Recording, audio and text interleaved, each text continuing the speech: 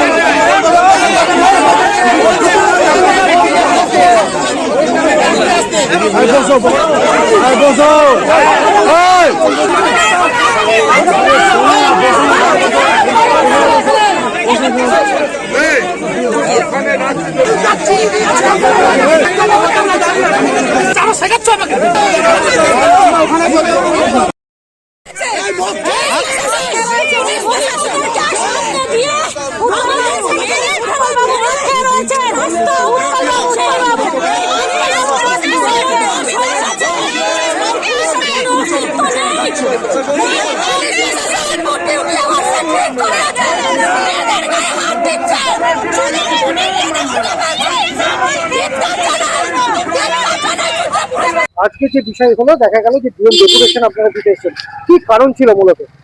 আমরা গত 3 দিন ধরে দেখছি যে এখানকার বিধায়ক গিয়ে আমাদের যে সমস্ত এসআইআর শুনানি কেন্দ্রগুলো আছে সেখানে গিয়ে নানা রকম ভাবে প্রতিকূলতা সৃষ্টি করছে এবং সেখানে এসআইআর শুনানি বন্ধ করে দিচ্ছে, 1.5 ঘন্টা 2 ঘন্টা ধরে স্থগিত হয়ে যাচ্ছে এবং উল্টোপাল্টা দাবি করছে আমাদের এখানে BLA-2 ঢোকাতে হবে।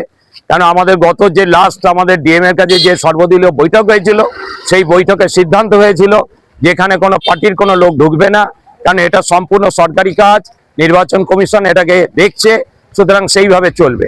কিন্তু এখানে এই যে দাদাগিরি, এই দাদাগিরি আমরা মানব না, বিধায়কের এই চোখ রাঙানি আমরা মানব না।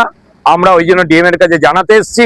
আমরা খুব অল্প সংখ্যক শুধু চুচুড়ার আমরা কিছু কার্যকর্তাকে নিয়ে আমরা এসেছিলাম ডিএম এর কাছে আমরা দেখা করব, কিন্তু দুর্ভাগ্যের বিষয় আমাদের পুলিশ আটকে দিয়েছে, পুলিশ ওখানে দেখা করতে দিচ্ছে না এবং ওখানে দেখা না করার জন্য কর্মীরা চেষ্টা করেছিল, সেই জন্য ওখানে ধস্তাধস্তি হয়েছে। আমাদের যারা মহিলা কর্মী তাদের গায়ে হাত দেওয়া হয়েছে, তাদের ঠেলে ফেলে দেওয়া হয়েছে, এর আমরা তীব্র প্রতিবাদ জানাই। সেই জন্য আমাদের 5 জনের প্রতিনিধি দল এখন আমরা ডিএম এর কাছে যাচ্ছি। ডিএমকে আমরা যে সামগ্রিক যে ঘটনা যেগুলো হয়েছে সেই ঘটনাগুলো আমরা জানাবো এবং যেটা সরকারি কাজ যাতে সুষ্ঠুভাবে হয় এবং নির্বাচনে যে এসআইআর যে কাজ সেই কাজ যেন সুষ্ঠুভাবে চলে, মানুষ যাতে ঠিকমতো নিজেদের সুবিধা মতো বা সুযোগ মতো যাতে শুনানি কাজ করতে পারে, সেই জন্য আমরা ডিএম এর কাছে আবেদন জানানোর জন্য আজকে আমরা এসেছি।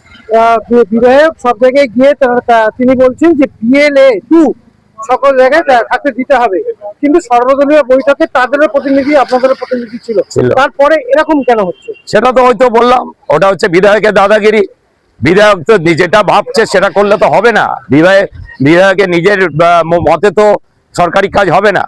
সুতরাং আমরা নির্বাচন কমিশনের কাছেও আমরা এই রিপোর্ট আমরা দিয়েছি যে এখানে এই ধরনের ঘটনা ঘটছে, আর সেটা আমরা ডিএম এর কাছেও এই জন্য আমরা লিখিত জানাতে এসেছি, যাতে উনি ব্যবস্থা তিনি নেন। আগে বলেছেন সর্বদলীয় বৈঠকে কি সিদ্ধান্ত হয়েছে তিনি জানেন না, এই বিষয়ে কি বলবেন?